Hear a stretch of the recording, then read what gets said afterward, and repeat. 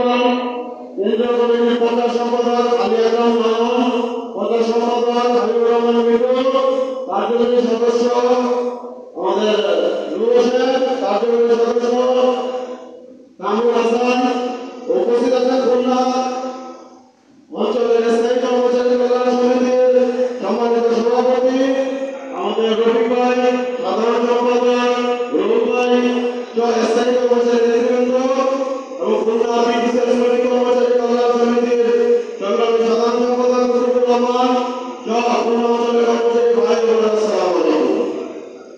কর্মচারী ভাইরা, আজকে আমরা আপনাদের সাথে মত বিনিময় করার জন্য আসছি নাকি? হ্যাঁ, কথা বলবেন, আপনাদের সাথে কথা বলার জন্য আসছি, মত বিনিময় করবো আপনাদের সাথে, তাই তো?